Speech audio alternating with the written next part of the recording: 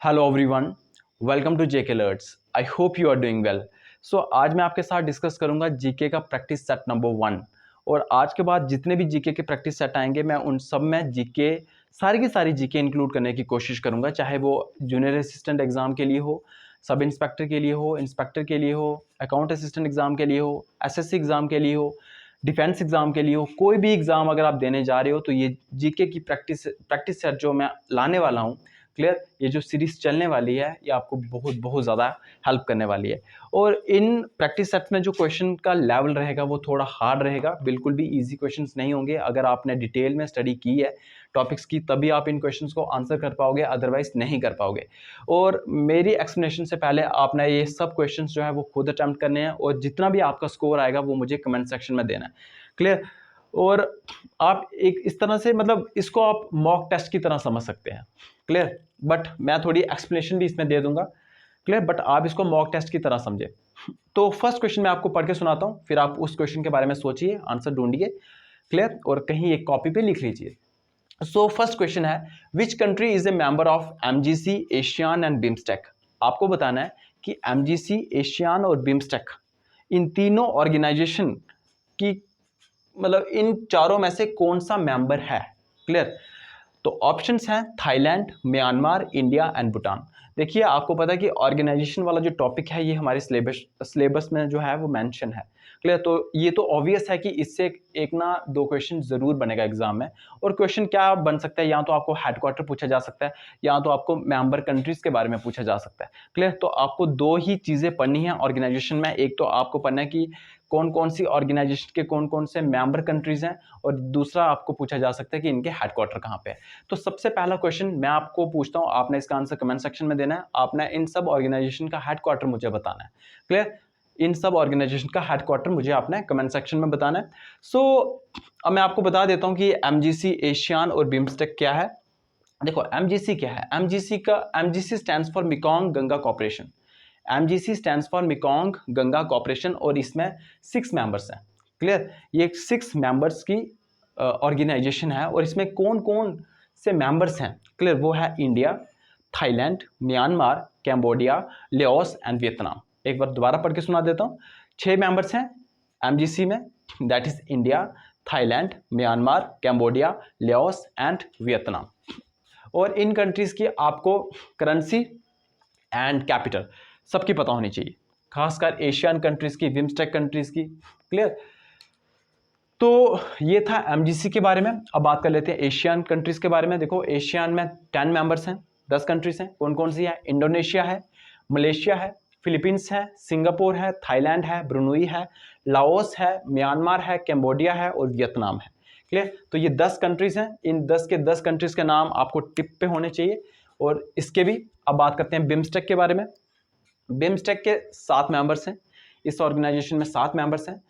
बांग्लादेश है, भूटान है, इंडिया है, म्यांमार है, नेपाल है, श्रीलंका है, थाईलैंड है। तो इन सब के मैंने आपको मेंबर कंट्रीज बता दी हैं, और आपको मतलब पढ़ने ही हैं, और आपके पास कोई भी ऑप्शन नहीं है।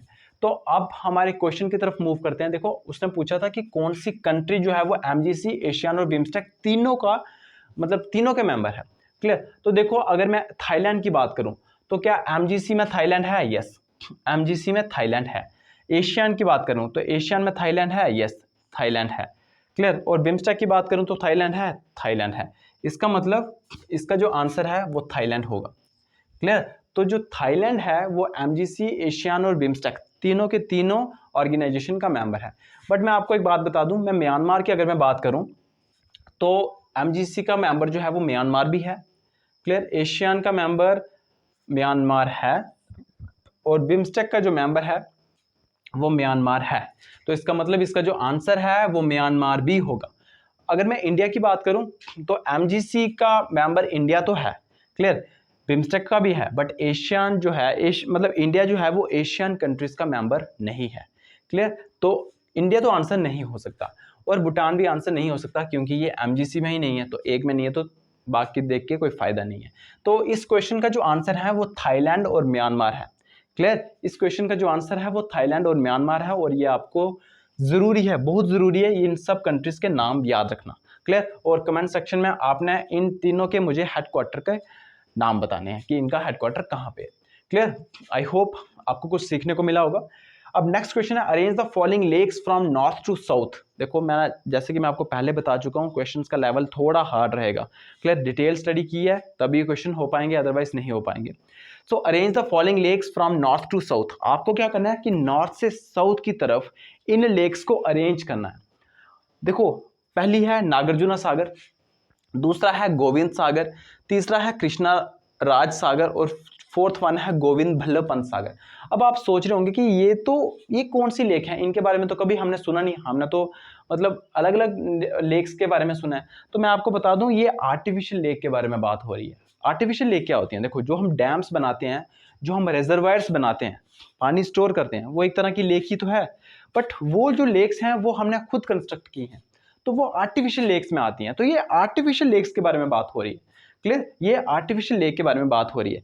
तो देखो इस क्वेश्चन से आपको बहुत कुछ सीखने को मिलेगा। सबसे पहले तो आपको ये पता चलेगा कि नागार्जुन सागर जो है लेक ये कहाँ पे है, गोविंद सागर कहाँ पे है, कृष्णा राजा सागर कहाँ पे है और गोविंद बल्लभ पंत सागर कहाँ पे है। ठीक है? अगर आपको इनकी स्टेट्स पता है देन आपको कोई भी प्रॉब्लम नहीं होगी इनको नॉर्थ से साउथ की तरफ अरेंज करने में। बट अगर आपको इनकी स्टेट्स नहीं पता है कि कौन कौन सी स्टेट्स में प्रेजेंट है, देन ऑफ कोर्स ये क्वेश्चन आप नहीं कर पाओगे। जैसे सबसे पहले मैं बात करूंगा गोविंद बल्लभ पंत सागर की। क्लियर?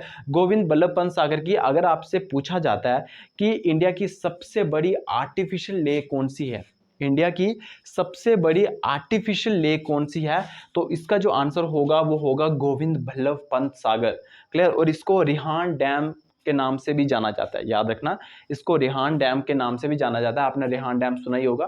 क्लियर? उसी का नाम है गोविंद बल्लभ पंत सागर और ये यूपी के सोनभद्र डिस्ट्रिक्ट में आती है। क्लियर? इसलिए मैंने आपको ये बताया। तो एक क्वेश्चन तो ये एग्जाम में पूछा जा सकता है कि इंडिया की सबसे बड़ी, सबसे लार्जेस्ट जो आर्टिफिशियल लेक है वो कौन सी है, तो इसका जो आंसर होगा वो गोविंद बल्लभ पंत सागर होगा, जिसको बोलते हैं रिहान डैम। क्लियर? और ये सोनभद्र डिस्ट्रिक्ट यूपी में आती है। क्लियर? अगर आपसे पूछा जाए कि इंडिया की सेकंड लार्जेस्ट आर्टिफिशियल लेक कौन सी है, क्लियर, सेकंड नंबर पे कौन सी आती है, तो उसका जो आंसर होगा वो होगा आपको पता है कि राजस्थान में एक लेक है जिसका नाम है, मुझे नाम अभी याद नहीं आ रहा उसका नाम क्या है, जैसे याद आता है मैं आपको बताता हूँ। तो वो राजस्थान में। क्लियर? तो जैसे नाम याद आता है मैं आपको बताता हूँ। क्लियर? सो गोविंद बल्लभ पंत सागर, फिलहाल तो इसको याद रखिए आप। क्लियर? अब बात करते हैं नागार्जुन सागर की। नागार्जुन सागर आपको पता है कृष्णा रिवर के ऊपर बनाया गया है, डैम है एक नागार्जुन सागर डैम। क्लियर? और कृष्णा रिवर के ऊपर बनाया गया और ये आंध्र प्रदेश में है। क्लियर? अब मैं बात कर लेते हैं गोविंद सागर की। गोविंद सागर सतलुज रिवर के ऊपर बनाया गया है। क्लियर? और ये हिमाचल प्रदेश में है। अब बात करते हैं कृष्णराज सागर डैम की। कृष्णराज सागर डैम जो है ये कावेरी रिवर के ऊपर बनाया गया है और ये कर्नाटक में है, और ये कर्नाटक में है। क्लियर? अब देखो मैंने सबके नाम आपको बता दिए, कौन कौन सी स्टेट्स में ये प्रेजेंट है मैंने आपको बता दिए। तो सबसे पहले आएगा गोविंद सागर। क्लियर? सबसे पहले आएगा गोविंद सागर जो कि सतलुज रिवर पे बनाया गया है, गोविंद सागर डैम। याद रखना ये सारी की सारी आर्टिफिशियल लेक्स हैं, मतलब ये एक तरह के डैम्स हैं। क्लियर? गोविंद सागर डैम जो कि सतलुज रिवर के ऊपर बनाया गया है, कहाँ पे है? हिमाचल प्रदेश में। क्लियर? फिर सेकंड नंबर पे आएगा गोविंद बल्लभ पंत सागर। ठीक है? रिहांड एक नदी का नाम भी है, याद रखना। क्लियर? यूपी में है। अब बात करते हैं नागार्जुन सागर की जो कि कृष्णा रिवर के ऊपर बनाया गया है, आंध्र प्रदेश में है। और कृष्णा राज सागर डैम की बात करते हैं, वो है कावेरी रिवर के ऊपर बनाया गया है और ये है कर्नाटक में। क्लियर? तो ये अगर आपको याद होंगे तो ऑफकोर्स आप इन क्वेश्चंस को ईजी से सॉल्व कर पाएंगे। क्लियर? तो ये मैंने अरेंज कर दिया नॉर्थ से साउथ। ऑफ कोर्स सबसे पहले हिमाचल आएगा एंड देन उसके बाद यूपी आएगा एंड देन आंध्र प्रदेश आएगा एंड देन कर्नाटक आएगा। क्लियर? तो ये अरेंज हो गए। अब बात करते हैं Barak valley is famous for which of the following. देखो बराक जो वैली है वो किसके लिए फेमस है? ऑप्शंस हैं coffee cultivation, tea cultivation, jute cultivation and saffron cultivation. तो बराक वैली आपको बताना कि किस चीज़ के लिए फेमस है, तो मैं आपको बता दूं बराक वैली जो है ये असम में है।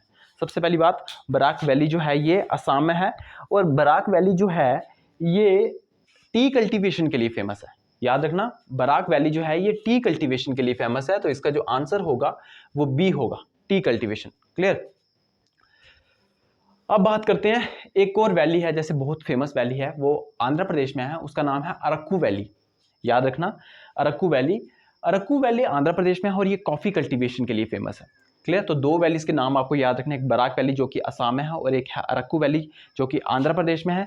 अरक्कू वैली जो है वो कॉफ़ी कल्टीवेशन के लिए फेमस है, बराक वैली जो है वो टी कल्टीवेशन के लिए फेमस है। क्लियर। तो आई होप आपको कुछ इस क्वेश्चन से सीखने को ज़रूर मिला होगा। क्लियर। तो यहाँ पे मैं आपको बता रहा था कि गोविंद बल्लभ पंत सागर जो है ये इंडिया की सबसे लार्जेस्ट आर्टिफिशियल लेक है, और जो सेकंड नंबर पे लेक है वो है धेवर लेक। क्लियर। जिसका दूसरा नाम जैसमन लेक भी है, तो मुझे नाम याद आ गया। तो वो सेकंड जो लेक है, क्लियर, जो सेकंड लार्जेस्ट आर्टिफिशियल लेक है वो है धेवर लेक, जो जिसका दूसरा नाम जैसमन लेक भी है। तो ये भी याद रखना है, एग्जाम का ये क्वेश्चन था। मुझे याद नहीं है कि कौन सा एग्जाम का क्वेश्चन था, बट ये एग्जाम का क्वेश्चन था, तो आपको ये याद रखना है। अब हमारे नेक्स्ट क्वेश्चन की तरफ मूव करते हैं। नेक्स्ट क्वेश्चन है कि Onge, Jarawas and Sentinelese tribes found in which Indian state और यूटी। आपको बताना है कि ओंगा, जरावास और सेंटिलीज ये जो ट्राइब्स हैं ये कौन सी स्टेट या यूटी में आपको देखने को मिलेंगी। तो मैं आपको बता दूं, जरावास जो है ये बहुत पुरानी ट्राइब है, बहुत ज़्यादा पुरानी ट्राइब है। ठीक है। सेंटिलीज ये जो ट्राइब है ये एक मतलब सेंटिनल नाम का एक आइलैंड है, क्लियर, वहाँ पे है। और ओंगा भी एक ट्राइब है, तो मैं आपको बता दूं ये अंडमान एंड निकोबार आइलैंड में है। तो ये बहुत बहुत इंपॉर्टेंट है, ओंगा, जरावास एंड सेंटिलीज। और याद रखना है जरावास सबसे पुरानी है, क्लियर, जरावास जो है वो सबसे पुरानी ट्राइब है। ओंगा, जरावास और सेंटिलीज ट्राइब जो है ये कहाँ मिलेंगी आपको, ये अंडमान एंड निकोबार आइलैंड में मिलेंगी, जिसकी कैपिटल पोर्ट ब्लेयर है। क्लियर। अब हमारा नेक्स्ट क्वेश्चन है, arrange the following nuclear power plant from north to south. Clear. आपको बताना है कि जो भी ये न्यूक्लियर पावर प्लांट मैंने लिखे हुए हैं आपको इनको नॉर्थ से साउथ की तरफ अरेंज करना है। क्लियर। नॉर्थ से साउथ की तरफ अरेंज करना है। तो देखो इससे ये क्वेश्चन थोड़ा सा हार्ड बन रहा है, क्योंकि अगर आप इनके देखो इनको अगर आप स्टेट्स इनकी अगर आपको स्टेट्स पता है तभी आप इस क्वेश्चन को सॉल्व कर पाओगे, अदरवाइज नहीं कर पाओगे। तो इसलिए मैं आपको कह रहा था कि ये क्वेश्चंस का जो लेवल है वो थोड़ा हार्ड रहेगा। क्लियर। तो इस तरह के क्वेश्चंस जो है वो हार्ड बना देते हैं इनको। तो देखो यहाँ पे ऑप्शंस क्या है, देखो कालपक्कम है, ये एक न्यूक्लियर पावर प्लांट है। देखो मैं आपको बता दूं कि जो न्यूक्लियर पावर प्लांट्स है ना वो 7 से 8 ही फंक्शनल हैं, मतलब इंडिया में 7 या 8 ही ऐसे न्यूक्लियर पावर प्लांट्स हैं जो फंक्शन कर रहे हैं। क्लियर। और उन्हीं के नाम आपको याद रखने हैं, उससे ज़्यादा आपको कुछ भी नहीं पढ़ना। क्लियर। तो मैं आपको बता देता हूं, जैसे ऑप्शंस में क्या है, कालपक्कम है, नरोरा है, काइगा है, कुंडनकुल्लम है, काकरापर है। ऑप्शंस में तो सिर्फ यही है, बाकी मैं आपको और भी बताता हूँ। ठीक है। तो आपको इनको नॉर्थ से साउथ की तरफ अरेंज करना है। ठीक है। तो मैं आपको बता दूं कि कालपक्कम कहाँ है। देखो कालपक्कम है तमिलनाडु में, कुंडनकुलम एंड कालपक्कम ये दोनों कहाँ पे हैं, तमिलनाडु में। याद रखना है कुंडनकुलम एंड कालपक्कम ये दोनों न्यूक्लियर पावर प्लांट्स कहाँ हैं, तमिलनाडु में। नरोरा जो है ये उत्तर प्रदेश में है। Clear. Narora nuclear power plant Uttar Pradesh में है। काइगा जो है ये कर्नाटक में है। क्लियर। काकरापर जो है ये गुजरात में है। दो और हैं बहुत इंपॉर्टेंट है, Jaitapur and Tarapur. Clear. Jaitapur and Tarapur ये महाराष्ट्र में है। क्लियर। और यही सिर्फ आपको नाम याद रखना है। और एक राजस्थान में है रावटबाटा, ये एग्जाम में अक्सर पूछे जाते हैं। एक तो ये 5 मैंने जो आपको बताए, एक है रावटबाटा जो कि राजस्थान में है, एक है जैतापुर एंड तारापुर जो कि कहाँ पे है, महाराष्ट्र में है। तो यही आपको याद रखना है। तो जैसे कि मैंने आपको बता दिया कालपक्कम एंड कुडनकुलम ये दोनों तमिलनाडु में, तो ऑफकोर्स तमिलनाडु सबसे नीचे है तो ये तो नीचे ही आएंगे। सबसे ऊपर देखो नरोरा उत्तर प्रदेश में है तो ये सबसे ऊपर लग रहा है मेरे को। काइगा कर्नाटक में है तो ये नीचे ही होगा, मतलब तमिलनाडु के ऊपर होगा। और काकरापर गुजरात में, तो सबसे नॉर्थ में है हमारा यूपी वाला नरोरा, उसके नीचे वाला है गुजरात वाला काकरापर, उसके नीचे वाला है काइगा कर्नाटक में जो है। क्लियर। और कुडनकुलम और कालपक्कम ये दोनों एक ही स्टेट के हैं, दैट इज तमिलनाडु। तो ये मैंने अरेंज कर दिया इनको नॉर्थ से साउथ की तरफ। और रावटबाटा राजस्थान में है, ये याद रखना है आपको, जैतापुर और तारापुर महाराष्ट्र में है। क्लियर। सो इस वीडियो में ये 5 क्वेश्चन ही मैं डिस्कस करूंगा, और ये 5 क्वेश्चन जो है ये 50 क्वेश्चन के बराबर हैं बेसिकली। क्लियर। तो आई होप आपको इन क्वेश्चन से कुछ सीखने को मिला होगा। एंड जितना भी आपका स्कोर आया है इन आउट ऑफ 5, आप अपना जो स्कोर है वो ज़रूर शेयर करें। क्लियर। सो मिलते हैं नेक्स्ट वीडियो में। Till then good bye.